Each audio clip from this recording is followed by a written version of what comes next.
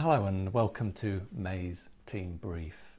At the beginning of this year, I sat down with the chairman, Kathy Ellis, and we thought about the things that are really important to us this year. Three of those things were about local leadership, the health and well-being of our staff, and the improvement and transformation of our services. And quite a few things have been happening over the last month and are coming up, which have really brought those home. Firstly, health and well-being. As you're probably aware, it's Mental Health Awareness Week, and that's about bringing to everybody's attention the importance of mental health of the public, but also of staff, about looking at your own resilience, doing things that are going to improve your own mental health, looking at your own mental health first aid, talking to friends, family, connecting with others, doing the things you love with the people that you love. And those things are really important for our own mental health. We also know that the way in which we address equality and diversity is really important for people's well-being. And there was a great conference yesterday celebrating equality and diversity in the NHS workforce.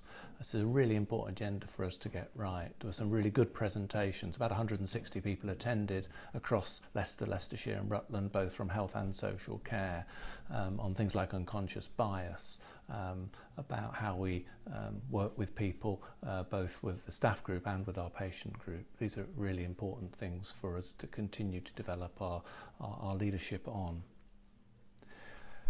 It was great to be able to celebrate International Nurses Day.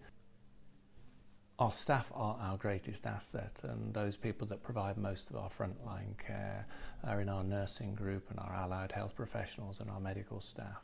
But this day was about nurses. We need to continue to support you, but also to ensure that we get recruitment and retention right, to make sure you've got great career pathways. And I've been working with the team at the moment to think about new and innovative ways in which we can ensure that we get as many people through into nurse training, growing some of our own from healthcare support workers through to qualified nursing staff. How we can support the universities to train more people, how we can support people's financial position. We really need to address the workforce issues around nurses going forward, and I'm looking forward to the team coming up with some plans that we can put into place over the next couple of weeks. You'll also seen that there's been a national programme around Dying Matters. I was really struck this week when Tessa Jowell died, and she was quoted in the House of Lords as saying, life can often be defined, a life can be defined by the things that you've done during the course of your life, but it's also defined by the way in which it comes to an end.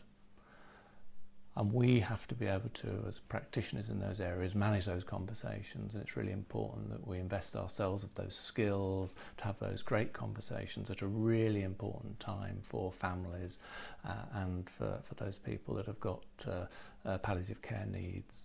I trust you'll look into that and those skills for yourself and for your team.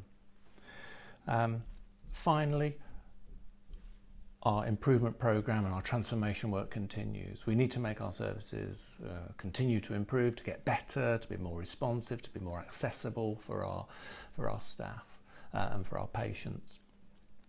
It was great to attend in the last week an improvement conference organised at the NSPCC, which is about giving our staff the skills and experience and support to improve things, to improve processes, to improve care. We don't always have the resources, we don't always have the people that we need in order to provide the best care possible, but what we can always do is improve what we do, and that's what we must continue to strive to do all of the time. Thank you for your continued support and efforts for the people of Leicester, Leicestershire and Rutland, and I'll speak to you next month. Bye-bye.